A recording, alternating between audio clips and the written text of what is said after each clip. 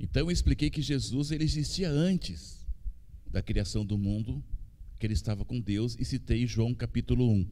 No princípio era o Verbo estava com Deus, e o Verbo se fez.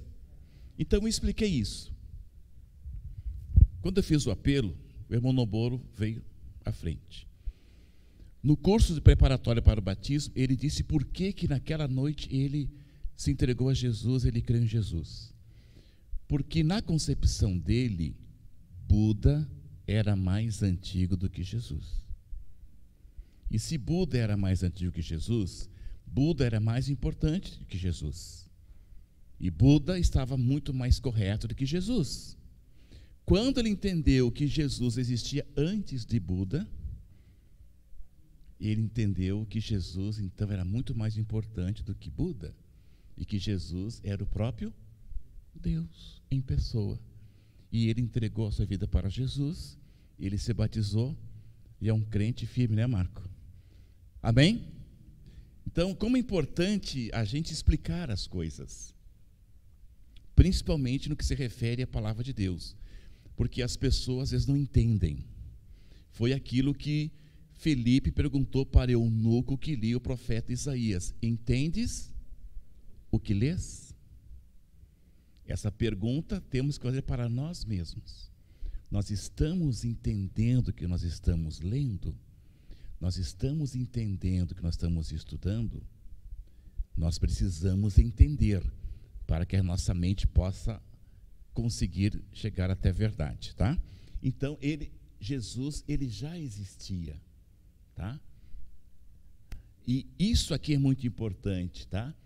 Antes da encarnação, ou seja, antes dele ter a forma humana, a forma de pessoa, ele já existia na eternidade. Lá em Gênesis, nós já vimos a presença de Jesus, certo? Ele já estava com Deus. Próximo. Então aí vem a sua encarnação. Isso é muito importante também. Aliás, tudo é importante, tá? Por favor, nunca confundam com a expressão reencarnação. Quando o crente ouve a palavra encarnação, já liga a palavra, a expressão reencarnação, que não tem nada a ver, embora palavras próximas, tá? Encarnação, o significado estar em carne, tornar-se carne, nasceu de uma virgem, foi gerado pelo Espírito Santo, ou seja, a encarnação é que você ouviu aqui do irmão Ambrósio, é esse Deus tornando-se uma pessoa, um homem, tá? Um ser humano. Por isso, encarnação, ele toma a forma humana. A gente vai ver por quê. Sim.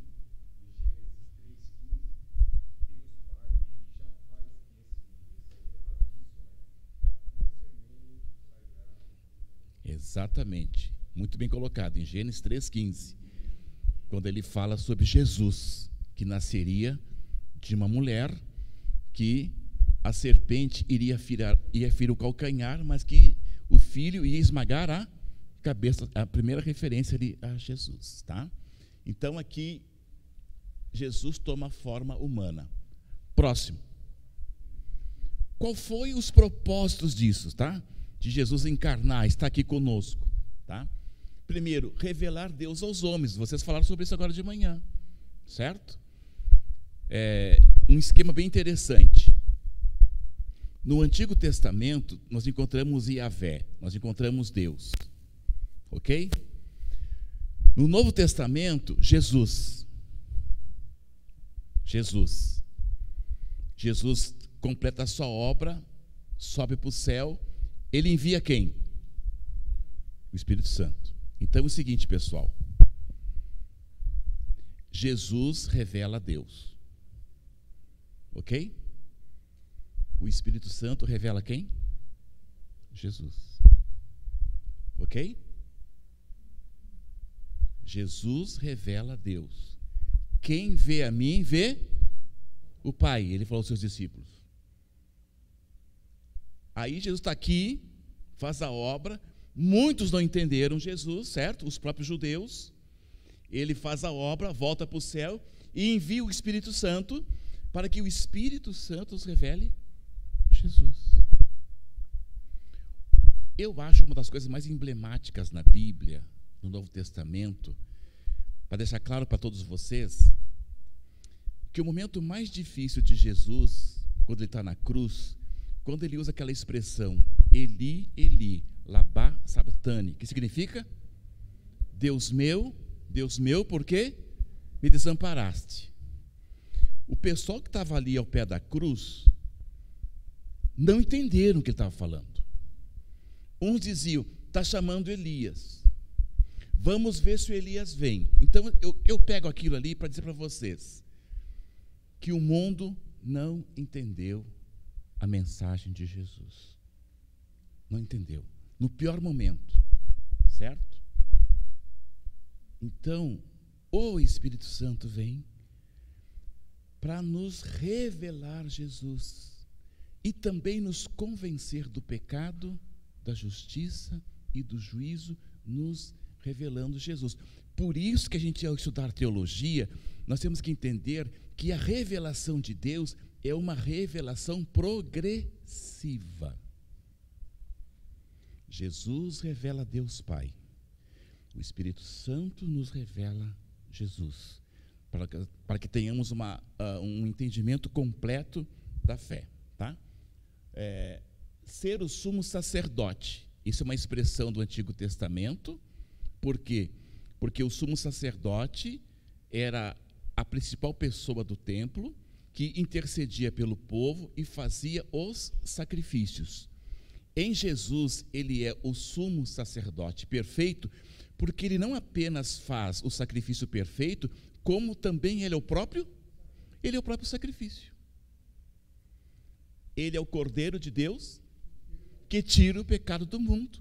E ele é aquele que vai na presença de Deus em nosso lugar para nos dar o perdão e interceder por nós. E até hoje intercede. Hebreus fala sobre isso, tá? Ele vem cumprir a aliança davídica, ou seja, a aliança do rei Davi, certo? Vamos ver mais para frente que ele teve uma descendência ou uma ascendência real, tá? E na aliança de Davi, a promessa era que Deus iria enviar alguém descendente de Davi. Por isso que chamavam Jesus, filho de Davi. Ser exaltado sobremaneira, Filipenses 2:9, tá? Chegará o tempo, depois no final, que toda língua vai confessar que Jesus é o Senhor, todo joelho vai se dobrar e Jesus vai ser reconhecido no céu, na terra e debaixo da terra como Senhor. Próximo. A sua humildade, tá? Como pessoa, Jesus sentiu cansaço, teve fome, dormiu e sentiu dores. São algumas características humanas de que Jesus passou e sentiu, tá? Jesus foi um ser humano, isso é muito importante vocês saberem. Vocês sabem disso, mas relembrar e frisar isso. Jesus foi uma pessoa, tá? Ele foi um ser humano. Ele sentiu tudo que nós sentimos, tudo e muito mais, tá? Mais para frente vamos ver por que isso é importante, mas ele sentiu grande angústia, Jesus chorou, morreu na cruz, como homem foi tentado, mas qual a diferença? Que ele não pecou. Isso aqui é fundamental. Sendo um ser humano, sendo uma pessoa, Jesus não pecou. Por que ele não pecou, gente? O cordeiro tinha que ser perfeito. Não podia ter uma mancha, não podia ter um ossinho quebrado. O bichinho sacrificado tinha que ser perfeito. Para Deus aceitar o sacrifício em Cristo, Jesus precisava nessa terra aqui ser perfeito. Por isso que ele não pecou, mas ele foi tentado em tudo, como diz aqui Hebreus. Próximo. Agora vamos falar sobre a sua divindade, porque vamos ver mais na frente que Jesus tinha duas naturezas. Ele tinha natureza humana, mas ele tinha natureza divina. Por quê? Ao mesmo tempo que ele era filho de Maria, ele também era o Filho de Deus, gerado pelo Espírito Santo. Para nós isso é super simples, para nós é fácil, desde pequenininho aprender na escola dominical, mas isso causa maior confusão nas mentes das pessoas, tá? Por causa disso, tá? Isso aqui é importante, às vezes não entendemos. Unigênito do Pai significa uma relação com o Pai que nenhuma criatura podia e pôde ter. Estavam sempre em perfeita comunhão, em perfeita unidade, como fala aqui o texto. Por isso que ele é unigênito, tá? Essa relação. E aí ele demonstra isso em seus atos sobrenaturais. Ao curar enfermos, dar vista aos cegos, expulsar demônios, perdoar pecados, andar sobre as águas, acalmar o vento, demonstrou o poder e a autoridade de Deus que estavam nele, ou seja, revelou a sua deidade. Essa palavra aqui que é muito lida e estudada na teologia, deidade, entende-se como divindade. Ele fez isso para demonstrar que ele era divino, que ele vinha de Deus, que ele era Deus. Isso é muito importante. Sim. A mesma essência, muito bem, ótimo, Leno, mais claro ainda. A mesma essência de Deus, tá? Em resumo, Jesus é o Deus que a gente estudou aqui no Antigo Testamento, como o Ambrosio falou, é o Deus em pessoa. Como disse a Mari, para que as pessoas pudessem entender esse Deus, ele veio em carne e osso, ser uma pessoa, ser aquela formiguinha, para falar a linguinha das formiguinhas, certo? Foi Billy Graham que fez essa comparação, que o pastor dizia lá, tá? E aí vem exatamente, pessoal, a dupla natureza de Cristo, tá?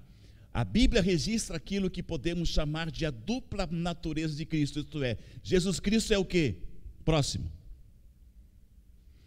Verdadeiramente Deus, mas também verdadeiramente homem, pois em Cristo habita corporalmente toda a plenitude da divindade, tá?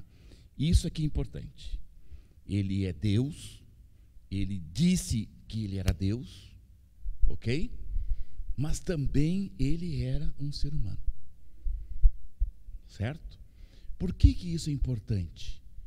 Porque logo no primeiro século, no segundo século, apareceu um grupo chamado gnósticos, que diziam o seguinte: não, gente, Jesus não era Deus e Jesus não podia ser Deus. E por que eles argumentavam isso? Porque na concepção dos gnósticos é o seguinte: este Deus transcendente, maior, superior, não pode ter contato com a natureza terrena, pecaminosa, baixa, ruim. Como um Deus santo, puro, pode se rebaixar tanto de ser alguém insignificante como um ser humano? Eles faziam uma diferenciação da divindade e do homem pecador.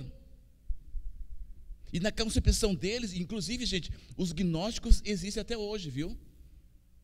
Não é? Até hoje existem os gnósticos, tá? Então, eles diziam: não, Jesus não é Deus. Aquele que morreu na cruz era uma pessoa, mas não sentiu dor, não sentiu nada, era um fantasma. Isso aconteceu nos primeiros séculos da igreja. Por isso, João tem que escrever na sua primeira carta que todo o espírito que diz que Jesus Cristo não veio em carne seja considerado o quê? Anátema, desconsiderado, amaldiçoado, errado. Porque isso é uma falsa doutrina, por isso uma heresia, de que Jesus não era e não é Deus. Porque o santo, o puro, não pode se contaminar com o impuro. Levando em consideração um dos atributos de Deus, no caso, considerando a pessoa de Jesus, ele, por ser Deus, o único Deus, ele pode adicionar a si mesmo a natureza humana. O oposto não, o homem não pode fazer isso. E ali não vai mais, né?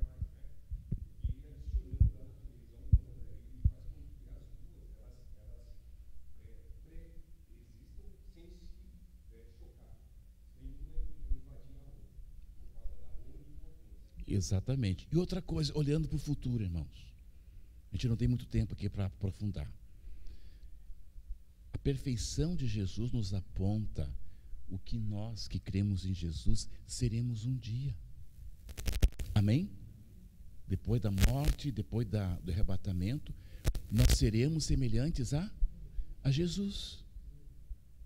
Sem pecado, nesse estado de perfeição, Jesus veio e antecipa isso, dizendo que isso sim é possível através da sua morte na cruz, e que os salvos na eternidade terão essa verdade em si, fora da nossa carnalidade, evidentemente, certo? E que nós viveremos nessa realidade sem pecado, e que vai ser muito superior.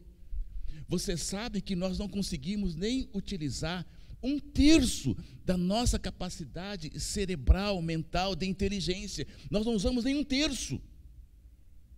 E não usando nem 1/3, a gente já chegou na Lua e quer chegar em Marte. Que passagem só de ida, né? Sabia disso, né? Não pode voltar. E tem gente já inscrito pagando milhões para ir. Certo? E vai conseguir, vai chegar. A gente adiantou tudo isso. Gente, nós não usamos nem 1/3 da nossa capacidade de raciocínio, de inteligência. Imagine na glória, com todo o potencial que Deus vai nos dar, de uma forma perfeita. Por isso que Paulo diz, nem olhos viram, nem ouvidos ouviram, nem jamais o que Deus tem preparado para aqueles que o amam. Amém? Avançando aqui. Os ofícios de Cristo, quando se fala assim, os ofícios de Cristo, quais os papéis que ele desempenhou na terra? Tá? Ele teve sim um ofício de profeta. Ele teve 3 ofícios: profeta, sacerdote e rei. Certo?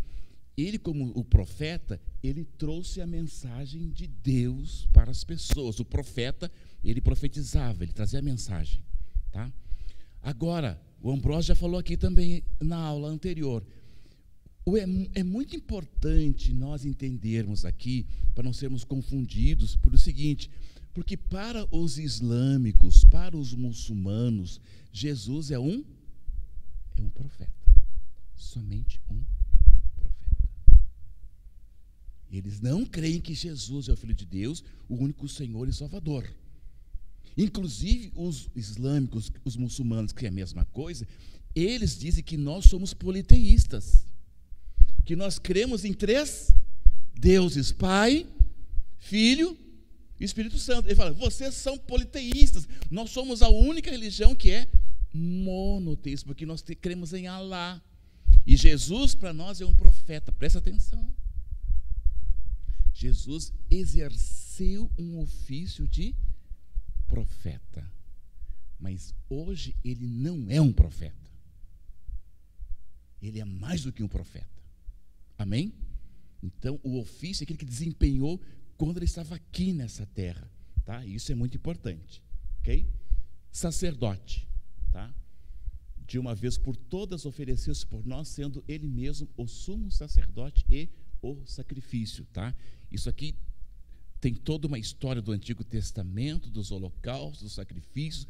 O povo judeu entendia muito bem sobre isso. A nossa cultura ocidental tem dificuldade, mas nós temos que entender que, como sacerdote, ele nos representa diante de Deus, ele intercede por nós, ok? E ele foi a própria oferta, o próprio sacrifício, para nos trazer o perdão e a salvação.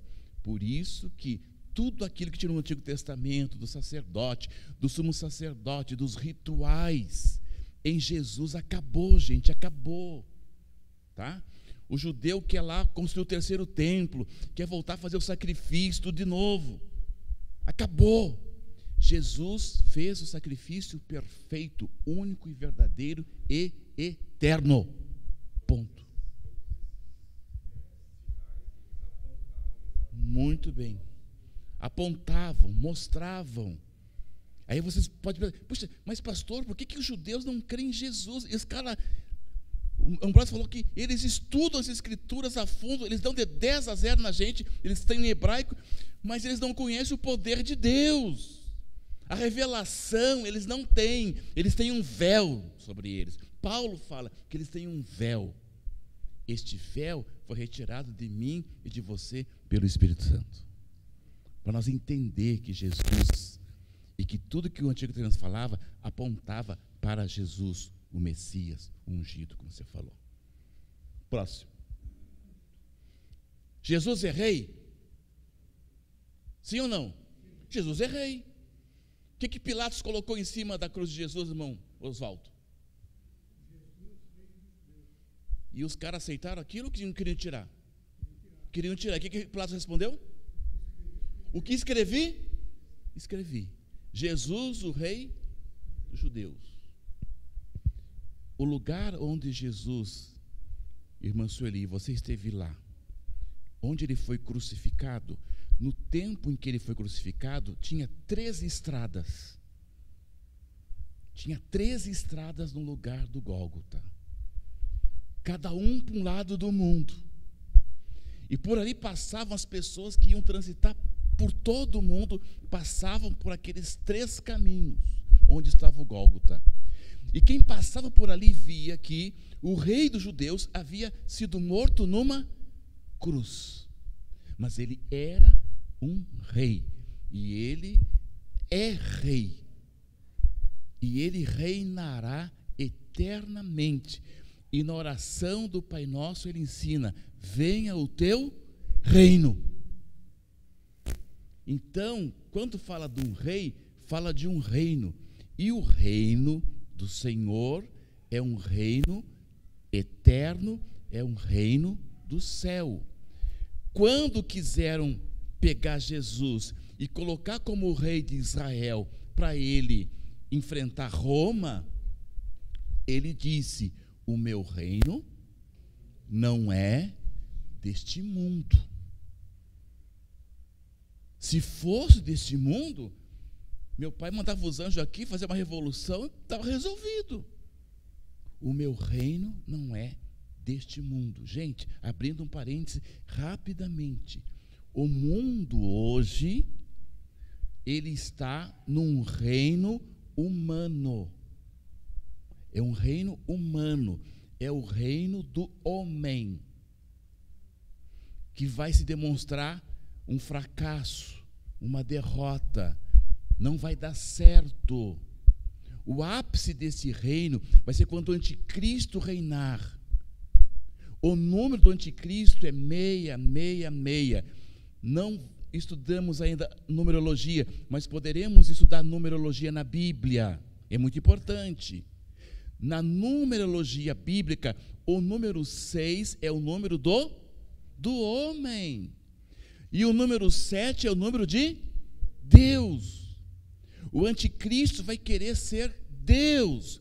Então ele vai ser eternamente 666, uma dízima periódica. Mas nunca vai chegar a 7. 7 só Jesus. Entenderam?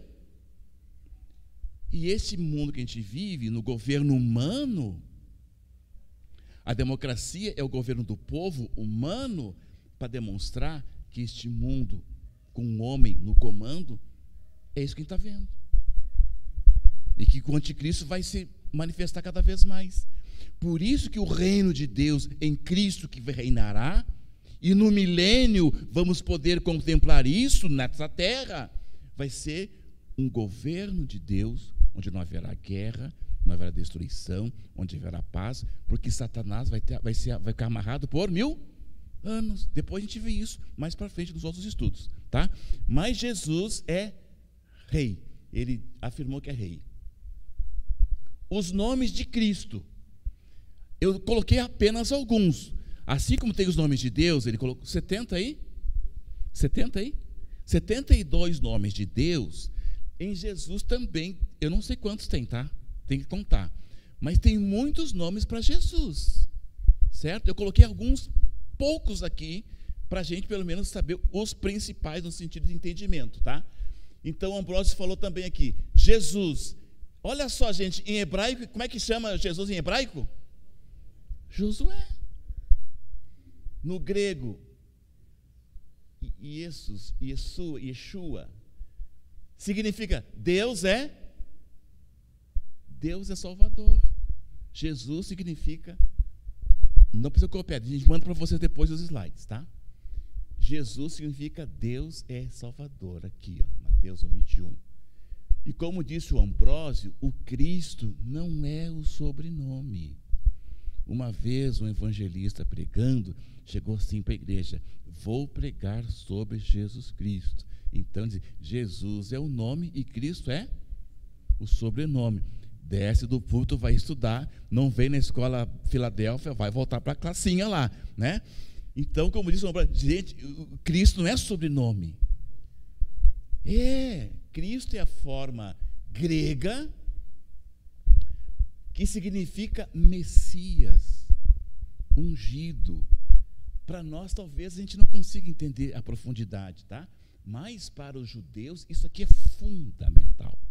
Fundamental.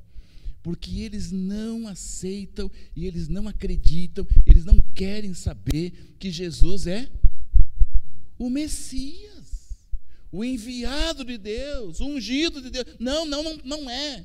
Não é para eles, não é.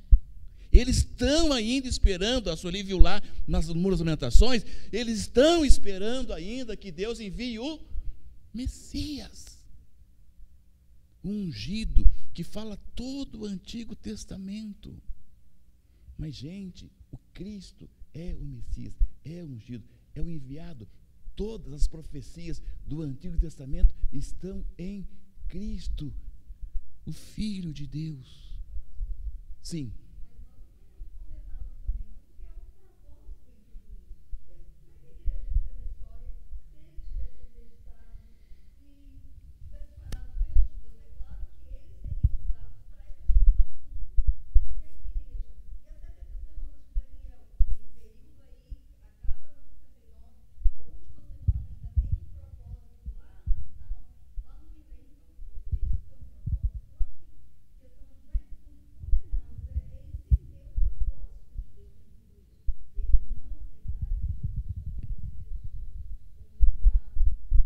Veio para os seus, e os seus não o receberam.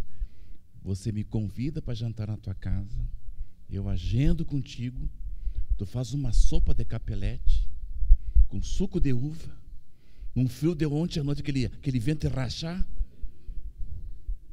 Aí eu bato tua porta, tu olha para mim, pastor Marcos, não é hoje, é só para mim, para o Percy e para o pequenininho aqui, pode voltar.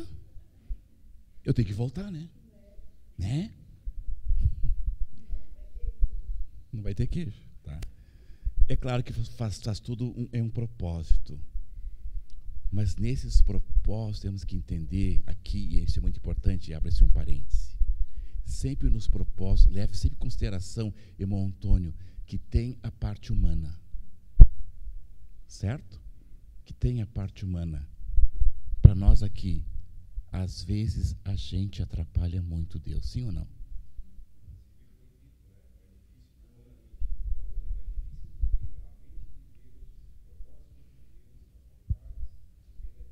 Exatamente. E outra coisa, nós não somos melhores que os judeus, não somos melhores que ninguém. É misericórdia de Deus, revelação do Espírito Santo, que nos fez entender quem é Jesus. Se não fosse isso, estávamos que nem eles, tá?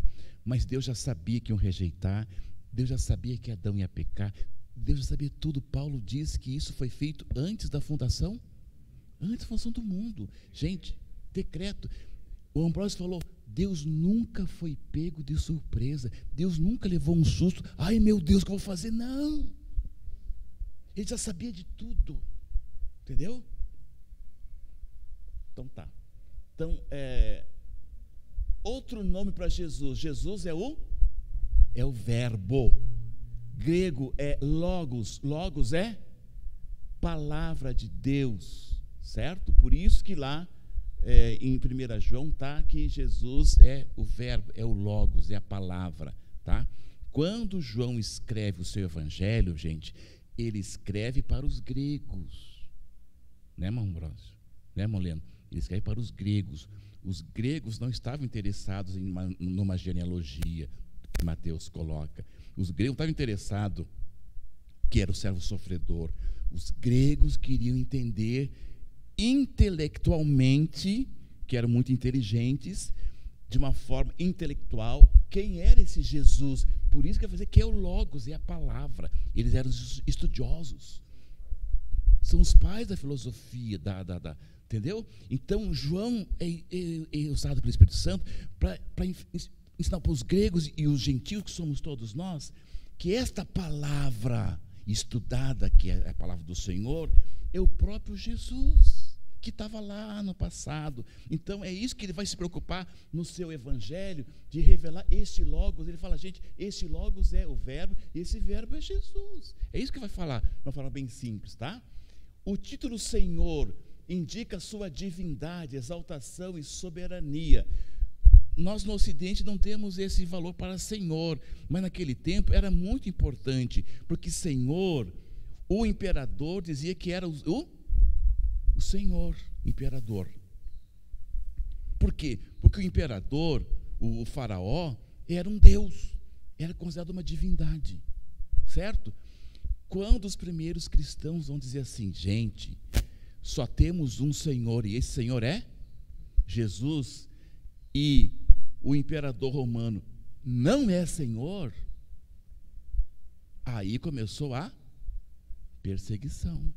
Porque o imperador diz, não, o Senhor sou eu, que negócio é esse? Que negócio de Jesus é esse? Eles vão ser perseguidos, vão morrer, por dizer que Jesus é o Senhor. No grego é Kyrios, né? Kyrios. Então, é esse título aqui de Jesus, Senhor. Ele é soberano, tá? E também ele é filho de Davi, linhagem real, tá? Maria era descendente do rei Davi, está lá na genealogia de Mateus, tá? Então, ele tinha o sangue real, ele era descendente de Davi, ele era rei nesse sentido da descendência, entendeu? Por isso que ele é rei de forma legalmente, tá? E também espiritualmente. Ponto 5 fala a obra de Cristo em relação ao pecador. Sobre a morte de Jesus, morreu na cruz, a mais humilhante forma de morte reservada aos piores assassinos, tá? Então, a questão da morte de Jesus na cruz revela a forma mais cruel que tinha de alguém morrer.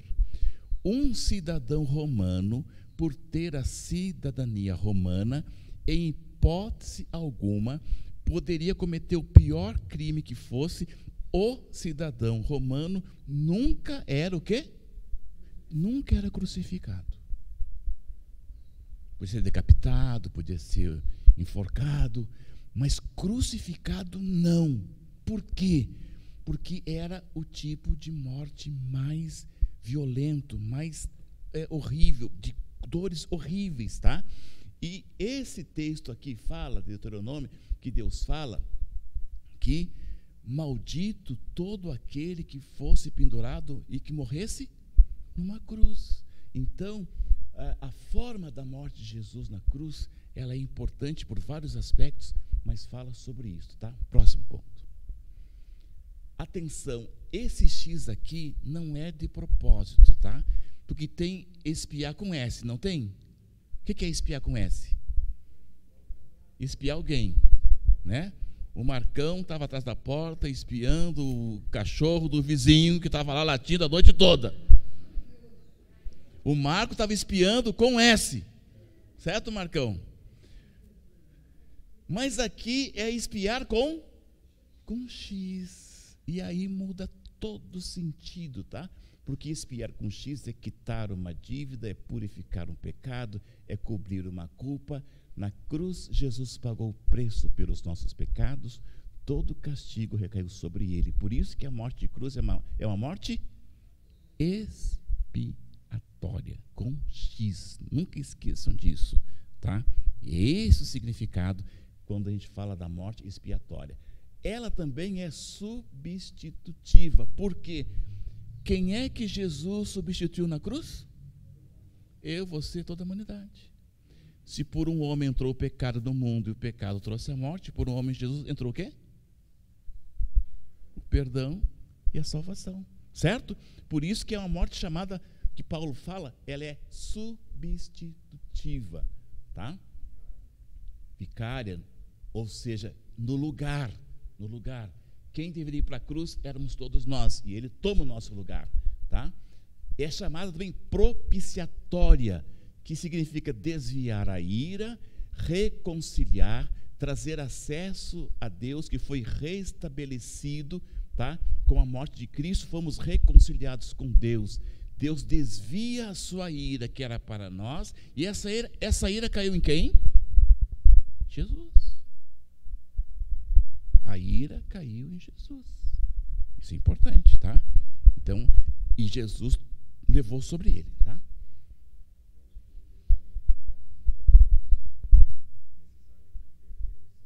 Isso. Isso.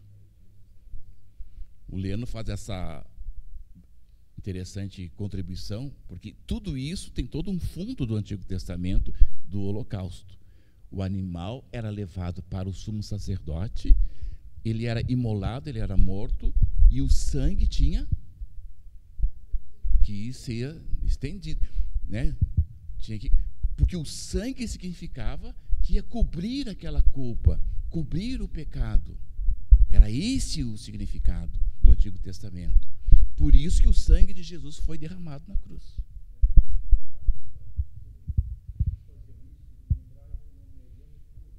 Dia do perdão.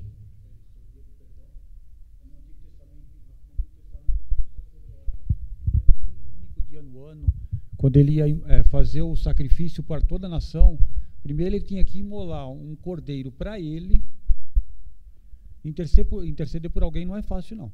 Ele tinha que fazer a intercessão, ele tinha que imolar um cordeiro para ele. Depois que ele tivesse purificado diante de Deus, é que ele ia interceder e fazer um outro cordeiro para o povo de Israel. Então, para fazer, Jesus não teve alguém que fizesse para ele. Ele mesmo, como o pastor disse, ele teve que fazer por ele e ser o próprio cordeiro. Porque no Antigo Testamento, ele tinha que fazer primeiro para ele e depois pelos outros. Jesus não tinha ninguém que pudesse fazer para ele, porque ninguém era maior que Jesus, né? Aí ele teve que ser aquele que imolou o cordeiro, e o cordeiro foi ele mesmo.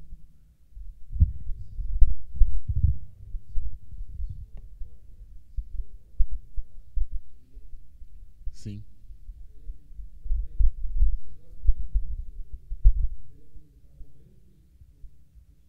Isso, exatamente. E o sumo sacerdote entrava no Santo dos Santos com uma corda amarrada na cintura que ficava ali para o lado de fora da igreja. Se porventura o cara estava meio ilegal, o que acontecia com ele? Parasse os sininhos, né? O que acontecia com o homem? Morria. E se morresse, a gente podia entrar lá e puxar o corpo? Não podia, que também ia morrer. Então, se acontecesse isso, puxava a cordinha, certo? Para ninguém, porque era o Santo dos Santos, né? E quando Jesus morreu, o véu se rasgou de alto a baixo. É esse véu que tinha lá no Santo dos Santos, demonstrando que Jesus nos deu livre acesso a Deus. Hoje nós podemos chegar na presença dele com a certeza que nós vamos ser fulminados por misericórdia e graça. É muita coisa, não dá para falar, mas é bem legal. Avançamos. Leia comigo. Humilhou-se a si mesmo, sendo obediente até a morte e morte de cruz. Filipenses 2:8. Próximo. Ressurreição. Para que vocês, porque vocês estão procurando entre os mortos aquele que vive, ele não está aqui, ressuscitou. Lucas 24, 5 e 6. Aqui é a base da fé cristã. Se Jesus estivesse no túmulo, morto, a nossa fé seria vã. O que difere Jesus de qualquer outro grande líder é porque Jesus foi o único que morreu e ressuscitou, está vivo. Por isso que ele é Deus e Filho de Deus e poderoso, porque ninguém conseguia vencer a morte. Ninguém conseguia vencer a morte. Mas Jesus conseguiu vencer a morte. E Paulo diz que o último inimigo a ser derrotado é a morte. Que a gente está morrendo ainda, né? Entendeu? Mas Jesus ressuscitou. O milagre da ressurreição de Cristo é o ponto vital como base do cristianismo e de toda a fé cristã. Muitas tentativas têm sido feitas para superar o fator ressurreição ou para diminuí-lo. Jesus mesmo falou acerca da sua ressurreição, usando figuras para exemplificá-la. Jonas, 3 dias no ventre do peixe, o templo derrubado e levantado em 3 dias. Próximo. Então, Jesus já dava umas dicas para as pessoas, né? Ele dizia, falando sobre a sua ressurreição. Ele falou até para os seus próprios discípulos, que entenderam ou não? Não entenderam, certo? Então, Mário, não fica triste que a gente não entende muitas coisas também, que a gente não é o único, tá? Então, certo? Depois da ressurreição, o que acontece com Jesus? Ascensão, certo? Como diz os antigos pregadores, irmão Oswaldo, Jesus foi assunto, não com os 2 S's, hein? Presta atenção, Jesus foi assunto ao céu, ele ascendeu, certo? Ele subiu, isso é importante, tá? A ascensão de Cristo completou a sua ressurreição. Abrindo um parênteses rapidamente, tá? A doutrina católica diz que também a Virgem Maria subiu também, viu? Sabia disso?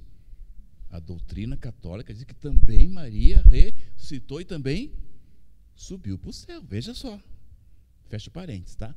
O único que ressuscitou e subiu foi Jesus, tá?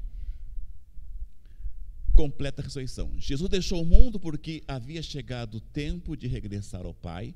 Sua partida foi uma subida, assim como sua entrada no mundo havia sido uma descida. Ele desceu, veio até nós, cumpriu o seu ministério, mas ele subiu. Vai ficar lá para sempre? O que vai acontecer? Próximo.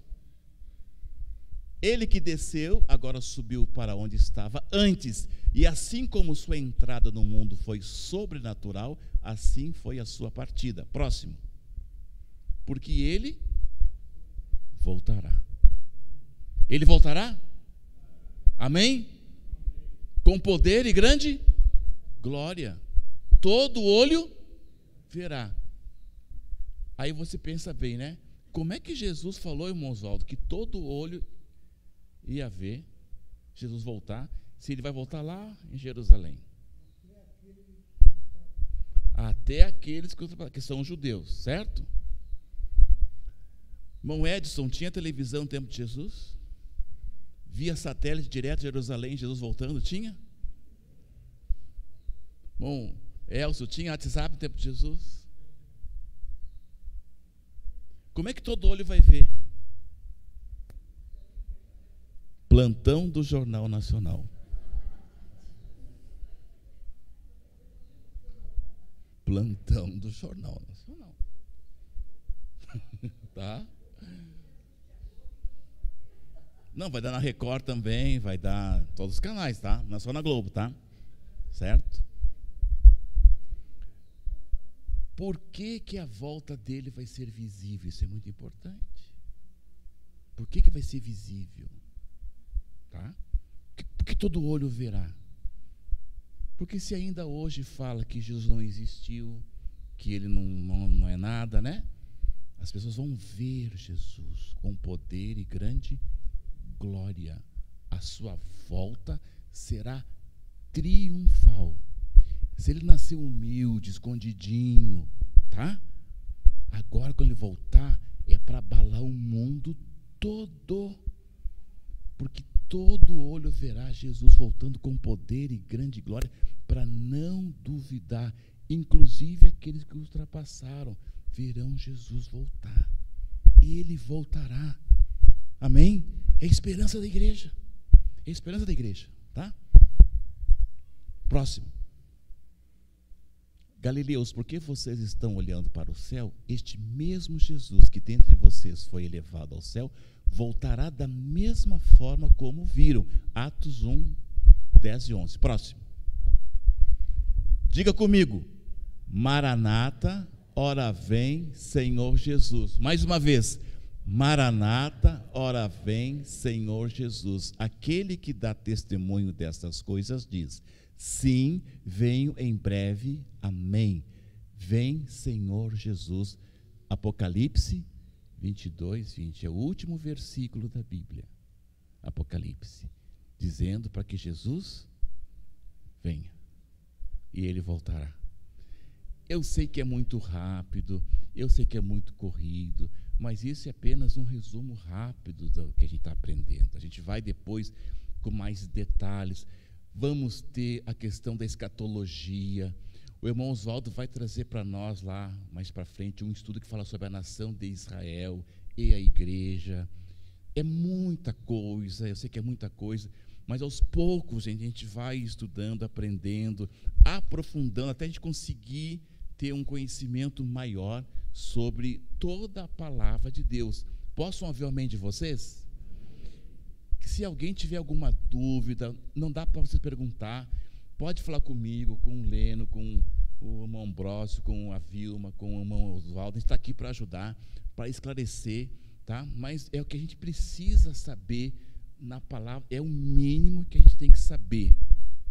É uma oportunidade mais profunda, como eu falei para vocês, que só nos institutos teológicos se faz isso, tá? Mas a gente vai aos pouquinhos, passando, aprendendo, crescendo, para que a gente tenha essa visão maior da palavra do Senhor e de entendimento. E assim a gente vai indo de fé em fé, de glória em glória, e isso é muito bom, porque a gente está aprendendo. Eu estou aprendendo, todos estamos aprendendo, e isso é muito bom para crescermos em graça e conhecimento de Deus. Então, a minha palavra de gratidão a vocês que têm vindo, né? Continue. Leno e Ambrósio, me ajude. A próxima aula é é o terceiro domingo de outubro, né? Sabe os assuntos? Sobre o pecado?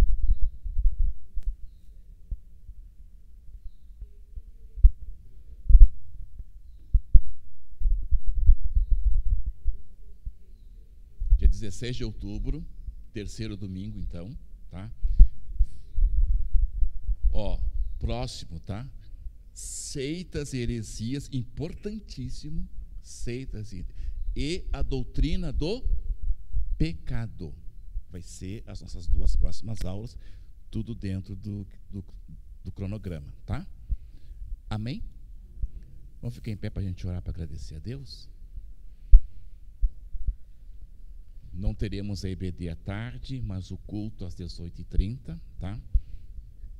Todos são bem-vindos. Senhor, muito obrigado por o Senhor se revelar a nós na proporção que a gente consegue entender. Com a nossa mente extremamente limitada, pequena e às vezes até um pouco de incredulidade, mas o Senhor tem se revelado a mim, aos meus irmãos, às minhas irmãs, para que no mínimo a gente possa compreender pelas sagradas escrituras que tu és Deus, é o único Salvador, é o único Senhor. Permita, Senhor Deus, que todo o teu povo na face da terra possa saber e conhecer mais a teu respeito, crescer em graça e conhecimento diante dos homens, para testemunhar e pregar a tua palavra. E que ninguém seja enganado, Senhor, que ninguém seja passado para trás, mas que todos tenham os olhos bem abertos, Jesus, e possam te amar mais e chegar mais perto do Senhor. Dá-nos uma tarde abençoada, uma noite abençoada, um culto abençoado, e continue conosco e leva-nos em paz, em nome de Jesus. Amém?